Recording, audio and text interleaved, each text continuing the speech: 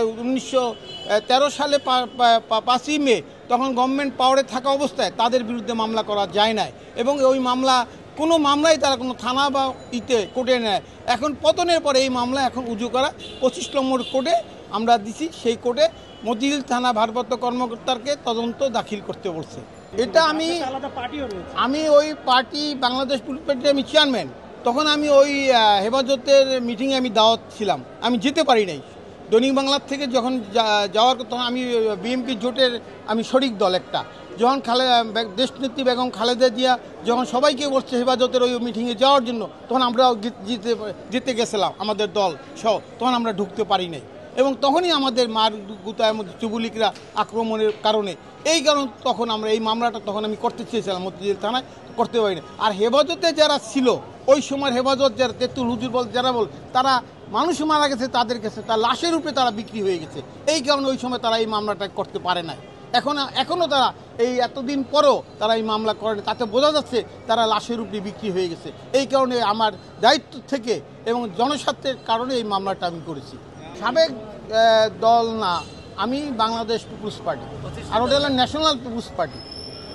দলটা দুইজন, এবং শেখ সালাউদ্দিন সালু উনি একটা দালাল, এবং বাংলাদেশের এই গভর্নমেন্টের সাথে হাতাহাত করে 3বার সে নির্বাচন করছে, এবং অর্থের বিনিময়ে সে নির্বাচন করে এই দেশটাকে আওয়ামী লীগকে দোষরছে।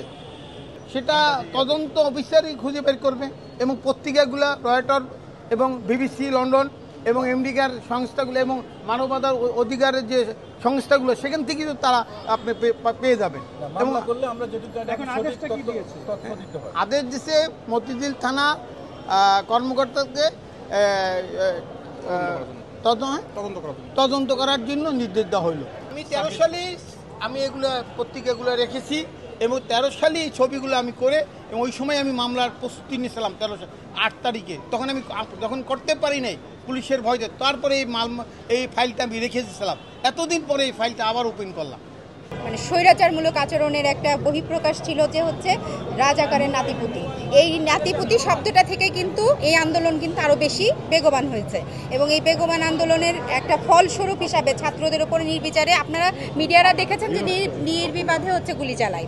যাক, সেখানে আমরা এখানে আজকে যে বাদী হিসাবে আপনার এখানে মামলাটা দায়ের করা হয়েছে, সেখানে আমরা ওখানে আসামিদের একদম প্রাইম মিনিস্টার সহ আমরা প্রায় আমি বলি সাবেক প্রাইম মিনিস্টার শেখ হাসিনা সহ ওবায়দুল কাদের সহ 13 জনকে আসামি করে, এবং 13 জনের মধ্যে আওয়ামী লীগের অঙ্গ সংগঠন, মহিলা লীগের যত অঙ্গ সংগঠন ছিল তারা সবাই কিন্তু এখানে সশস্ত্রভাবে ছাত্রদের ওপর গুলি চালিয়েছে। তাদের সহ আমরা মামলাটা করেছি, এবং মামলাটা 302, 120-এর বি এবং 109 ও 34 ধারায় করা হয়েছে। বিজ্ঞ আদালত মামলাটা বাদীর জবানবন্দি রিসিভ করেছেন এবং আদালত রায়ের জন্য রেখেছেন মামলাটায়। আমরা নিশ্চিত যে এখন আদালত থেকে আমরা ন্যায় বিচার পাবো।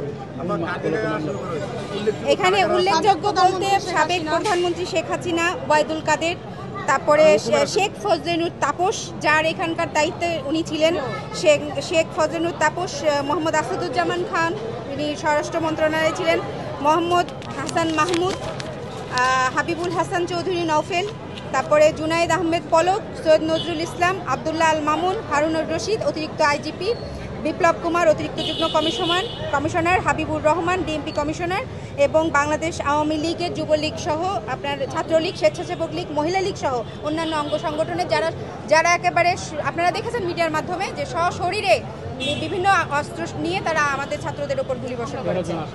এখানে 13 জন সহ 13 জনে আমরা অঙ্গ সংগঠন লিখে দিয়েছি। আমরা এখানে বিজ্ঞ সিএমএম, মুখ্য সিএমএম আদালতে করেছি। সেটা যেহেতু এটা সূত্রাপুর থানা, তার সিআর মামলাগুলো তার এখতিয়ার হচ্ছে 36 নম্বর, বিজ্ঞ 34 নম্বর আদালতে আমরা মামলাটা দায়ের করেছি। বিজ্ঞ আদালত মামলাটা না, ঘটনা দুইটা না, আমরা ডিসিস 2 জনকে দেখিয়েছি যারা মারা গিয়েছেন, যে 2টা ছাত্র আমার বাদী বলেছেন যে উনি এই ছাত্ররা এখানের না, তাদের যেহেতু তারা একজন কবি নজরুলের এবং একজন সোহরাওয়ার্দী সরকারি কলেজের, 2 জন খুবই মেধাবী ছাত্র ছিল। তাদের পক্ষে আমরা সাধারণ নাগরিক হিসাবে আমাদের আইনজীবী বাদী হয়ে মামলাটা দায়ের করেছি। আমরা অ্যাডভোকেট রাফিজা আলম।